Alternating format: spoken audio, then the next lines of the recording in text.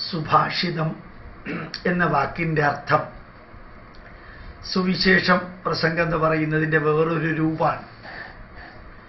സുവിശേഷം എന്ന് പറഞ്ഞാൽ സംസ്കൃത വാക്കാണ്, സുഭാഷിതം എന്ന് പറഞ്ഞാൽ സംസ്കൃത വാക്കാണ്. സു എന്ന് വെച്ച് കഴിഞ്ഞാൽ നന്മ നിറഞ്ഞത്, സുഗന്ധം, സുസ്മേരവദനായി, നമ്മൾ സുഖലോലുപനായിട്ട്. സു എന്ന് വെച്ചാൽ ഗ്ലോറിയസ്.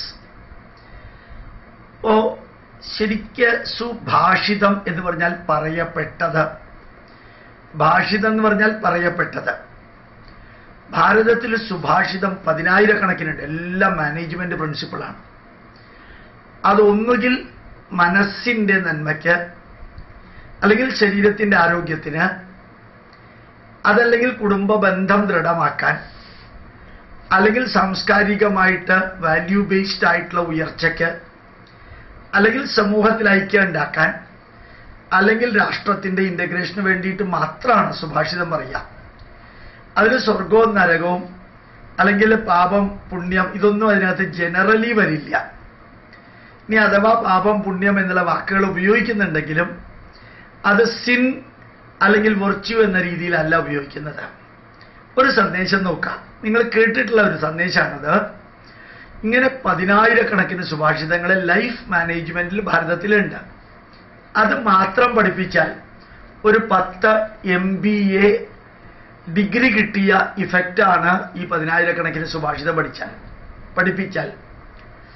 ഇപ്പോൾ അമന്ത്രമക്ഷരം നാസ്തി, ഇത് സാധാരണ രീതിയിൽ എന്തിനാ പറയാന്നറിയാമോ? നമ്മൾ ചിലരെ കുറിച്ച് അയാൾ നല്ല ആളല്ല, ഇയാൾ നല്ല ആളല്ല, അയാൾ ശരിയല്ല, ഇയാൾ ശരിയല്ല, അയാളുമായിട്ട് ഞാൻ യോജിച്ചു പോവില്ല, ഇതൊന്നും നമുക്ക് പറ്റിയതല്ല, അയാളുടെ പെരുമാറ്റം നമുക്ക് യോജിച്ചതല്ല, അയാളുടെ വീക്ഷണം യോജിച്ചതല്ല, അയാൾ ശരിയല്ല, ഇങ്ങനെയൊക്കെ നമ്മൾ പറയുമ്പോൾ അങ്ങനെ പറയുന്ന വ്യക്തിക്ക് കൊടുക്കേണ്ട ആൻസറാണ് ഈ സുഭാഷിതം. അമന്ത്രമക്ഷരം നാസ്തി. ഈ ലോകത്തിലെ ഏത് ഭാഷ എടുത്താലും അതിനകത്തുള്ള അക്ഷരങ്ങൾ ഉപയോഗിച്ച് മന്ത്രതുല്യമായ അഥവാ മന്ത്രമായിട്ടുള്ള വാക്കുകളെ വരികൾ ഉണ്ടാക്കാൻ സാധിക്കും. നാസ്തി മൂലം അനൗഷധം. ഈ ലോകത്തിൽ കാണുന്ന 4 ലക്ഷം തരത്തിലുള്ള സസ്യങ്ങൾക്കും ഔഷധ ഗുണങ്ങളുണ്ട്. അതിൻ്റെ വേരുകൾക്കും ഔഷധ ഗുണമുണ്ട്. എല്ലാ അക്ഷരങ്ങളും മന്ത്രമായിട്ട് ഉപയോഗിക്കാൻ സാധിക്കും. എല്ലാ ചെടികളും ചെടികളുടെ വേരുകളും മരുന്നായിട്ട് ഉപയോഗിക്കാൻ സാധിക്കും. അയോഗ്യ പുരുഷോ നാസ്തി.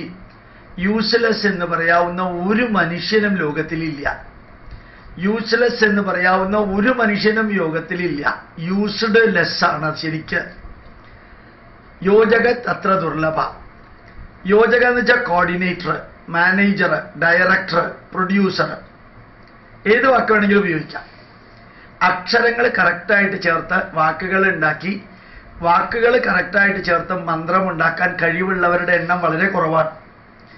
ഓരോ ചെടിയുടെയും അതിൻ്റെ വേരിൻ്റെയും ഔഷധ ഗുണം കണ്ടുപിടിച്ച് നല്ല അരിഷ്ടങ്ങളും കഷായങ്ങളും മറ്റ് മരുന്നുകളുടെ കോമ്പോണന്റുകളും മരുന്നും ഉണ്ടാക്കാൻ കഴിവുള്ളവരുടെ എണ്ണം കുറവാണ്.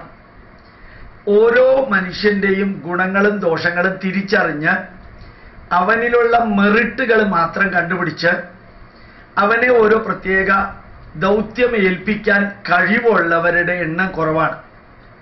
അതുകൊണ്ടാണ് ഇത് നടക്കാത്തത്. അതുകൊണ്ടാണ് ധാരാളം മന്ത്രങ്ങൾ ഉണ്ടാകാത്തത്. കാരണം മന്ത്രങ്ങൾ ഉണ്ടാക്കാൻ കഴിവുള്ളവരില്ല. അതുകൊണ്ടാണ് ധാരാളം ഔഷധങ്ങൾ ഉണ്ടാവാത്തത്. കാരണം ഓരോ ചെടിയുടെ വേരും അതിൻ്റെ ബാക്കി ഭാഗങ്ങൾ ഉപയോഗിച്ച് മരുന്ന് ഉണ്ടാക്കാൻ കഴിവുള്ളവരുടെ എണ്ണം വളരെ കുറവാണ്. അതുകൊണ്ടാണ് ലീഡേഴ്സും കോർഡിനേറ്റേഴ്സും കുറവായിട്ടുള്ളത്. കാരണം പല പല ഗുണദോഷങ്ങളുള്ള വ്യക്തികളെ ഒരുമിച്ച് ചേർത്ത് കറക്റ്റായിട്ട് അവരെ ഉപയോഗിച്ച് സംഘടനാ പ്രസ്ഥാനം ഉണ്ടാക്കാൻ കഴിവുള്ളവർ കുറവാണ്. അപ്പം നമ്മളെന്താ ചെയ്യേണ്ടത്?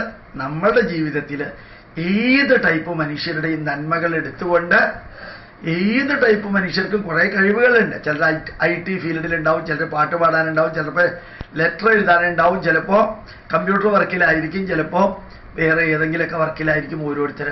അവരെ ആ ജോലി ഏൽപ്പിച്ചിട്ട് നമ്മളുടെ ദൗത്യം രാഷ്ട്രത്തെയും നമ്മുടെ സംസ്കാരത്തെയും സംരക്ഷിക്കാനുള്ള ദൗത്യം ധന്യമായിട്ട് ചെയ്യുക. പ്രണാമം, നമസ്കാരം.